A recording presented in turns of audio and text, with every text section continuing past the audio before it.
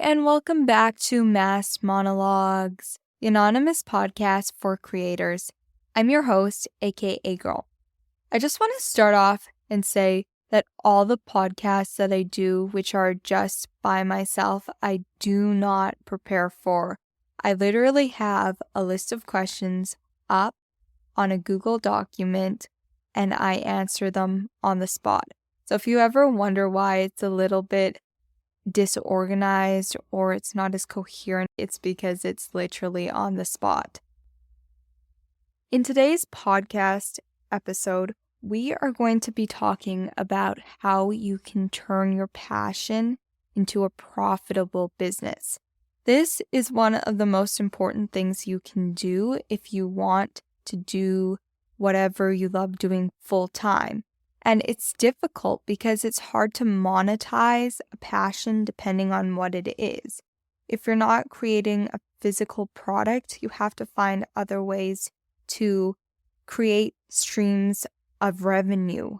How can you get others to pay you for your services or pay you for the value that you're giving them? That being said, I will jump right into it. What inspired you to turn your creative hobby into a business, and what were the initial steps you took to make it happen? So currently, I am working to turn my passion into a business. It would not be considered a business just yet. It's at the beginning stages, but I am trying to diversify my income streams. So with this podcast, I'm trying to find how can I get sponsorships for the podcast? How can I grow my audience on social media? How can I get people to listen to the songs that I wrote and created and produced with collaborators? And then how can I create content that's tailored towards Instagram, tailored towards TikTok? Also, how can I create this retail store on my website? My idea currently is to have people on this podcast who are small business owners who create products and get them to create a specific product for my website, for my brand, that viewers can then go and purchase. But the most difficult part about this idea is getting the viewers, getting the audience, and networking. I know in the beginning stages, networking is key. Everyone tells you that, you can just post on Instagram, post on social media, and then people will like your post and they'll see it. But if you've ever tried that, you know that it is extremely difficult to get a lot of views on these social media platforms. You're not going to have millions of followers immediately. So how do you get to that point? And what you can do, or what I've been doing, is just networking. So going to business events, seeing what other entrepreneurs were doing, seeing what other creators were doing, musicians, singer-songwriters, talking to people who have more experience and who can guide you because they've been in your situation, in your place. That's what I would recommend you doing if you are thinking of starting a podcast, if you're thinking of writing songs, if you're thinking of creating businesses. It's what a lot of my friends are doing because I do know people who they're funding their own labels or they're creating their own businesses, and that's how we've gone around it. And honestly, if you go onto an online meeting, a business meeting, you will get about 5-10 followers just from being on that meeting, because usually you share your social medias, you check out each other's social media platforms, you help each other grow. It's all about building the community. And there's this saying that you only need 100, or is it 1,000? You only need 1,000 true fans. And it's to generate an income, to continue pursuing your creative endeavor, you just need loyalty. So if you know every time that you post a song that 1,000 people are going to buy it, then you can make enough money to pay your rent and continue to do what you're doing. Or if you publish a book and you know you have at least 1,000 people who will buy it, then it will also fund your future projects. Next question. How do you validate the market demand for your creative products or services before fully committing to your business? What I've heard from a lot of people in regards to this is that you need to find your niche. You need to find the thing that others are going to talk about when you're not around. So, what are you going to be known for? Are you branded? Do people know that all your brand does is this one specific product, this one specific service? And then from there, you can expand. But usually you start with one product, with one stream of income, and you grow and develop that until it blooms, blossoms, bursts, whatever you'd like to call it. And then you start branching out. If you've read this book called 0 to 1, it talks about how Google is a monopoly, but doesn't consider itself a monopoly. And basically, what it's done is it's been so unique that it could be considered a different type of business. So it is an algorithm, a search algorithm. It's also a store. It sells things on Google. It's also a marketing advertising platform. It's also a communication site. So it's just trying to find something that nobody else has. The worst thing that you can be as a business is the same. You have to be unique, different, idiosyncratic. Can you share some of the biggest challenges you faced during the transition from hobbyist to entrepreneur, and how did you overcome them? Some of the biggest challenges with transitioning from a hobbyist to an entrepreneur is that you have to think about those revenue streams. You've got to think, hey, I'm creating this product, I'm creating this service, I'm producing a song, I'm recording a podcast, but how do I monetize that? How do I find a revenue stream? How can I get others to subscribe to that revenue stream? And how can I make a revenue from it? I know I said revenue a lot of times, but it all has to do with money, because ultimately you're going to need monetary funds to help you grow as an artist, as a creative. You're going to need economic support. What role did branding and marketing play in establishing your creative business, and what strategies did you find most effective in reaching your target audience?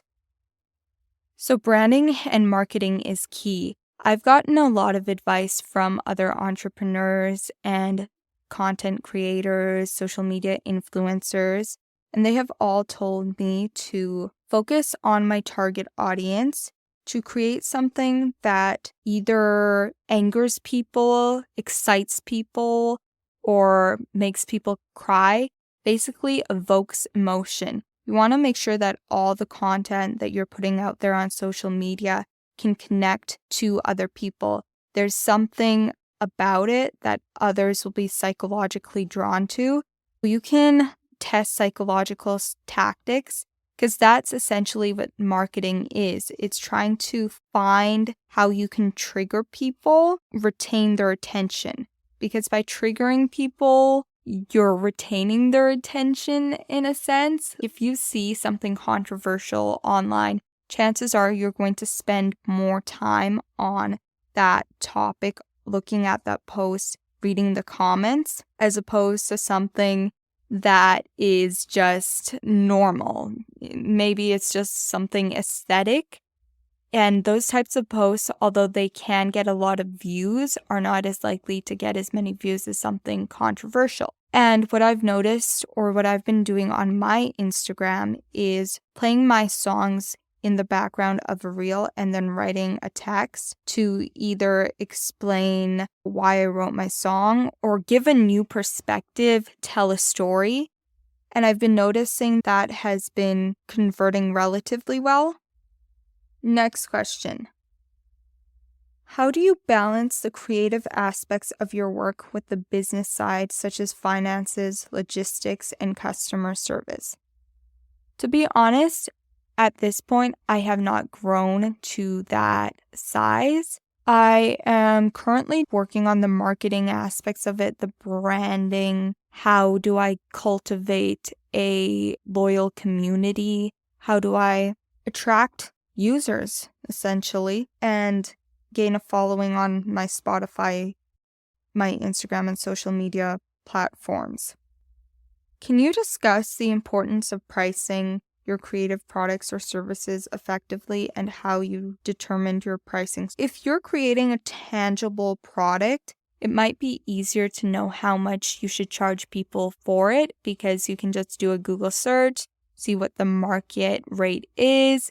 You can adjust where you feel as though your art stands in that market range. So is it a higher end product? Is it a lower end product?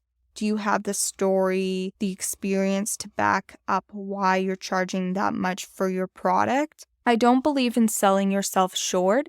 So if you have had 10 years of experience working in this industry, then don't be afraid to charge more.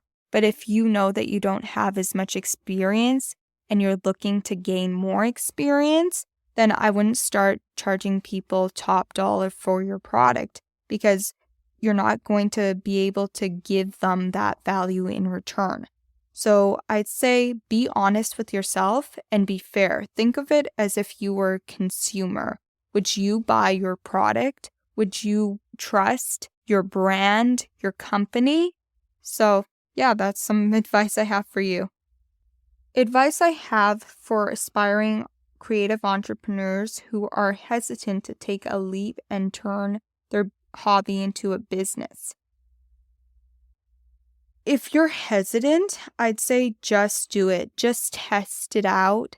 Dip your toes in the water. See how it goes. It might not blow up initially, but you can always work on it. Like it's a continuous project. The more hours you put into it, the more you'll gain from it. But don't be afraid of failure because I feel as though that's what everyone is afraid of these days. It's failing. But the truth is failing is inevitable. So why be afraid of it? Just fail because the more often you fail, the more often you'll learn how to recover from it. So if you fall down once, then you learn how to stand up. You fall down a second time, then you learn how to stand up faster. It's just exercising that skill. What are some common misconceptions or challenges that aspiring creative entrepreneurs should be aware of before embarking on this journey? Some common misconceptions are you're not going to become a millionaire overnight. It's just not going to happen. That is a small percentage of people, and the chances of it happening to you are exceedingly low. So always think of it as it's going to take years, maybe even a decade. But if you're willing to put in the work and if you truly believe in what you do and your creative pursuit, then chances are it will pay off in the end. Because if you're willing to learn, take feedback, and apply it, there should be no reason why you shouldn't achieve success. If you can seek out mentors, people who have more experience, people who can provide feedback, and then tweak those things. Don't just take it in and then forget about it the next day. Actually do the hard work and change it. But so many people out there are not willing to do the hard work. If you want to be an entrepreneur, it is not easy. If you want an easy job, just go and be an employee, work for a company. But if you want to invest into something created and build it from the ground up, then become an entrepreneur, become a creative. That is a common misconception. And I feel as though pop culture capitalizes on this misconception. I don't know how many videos I've watched saying, oh, this is a new way to become a multi-millionaire overnight. This guy made $2 million starting up this business in about a month. This guy did this. But the truth is, a lot of the time, we don't see the backstory. So maybe the guy created a business and it blew up in about a month. but maybe he created 10 other businesses that failed prior to that. We don't see that. We only see the article that's brought up. So never take those articles, the reels, the posts seriously. Take them at face value. Because the truth is, most likely they're inaccurate or they don't depict the entire picture. Looking back on your experience, what are the key lessons you've learned about turning a creative passion into a profitable business, and what advice would you give to others on a similar path?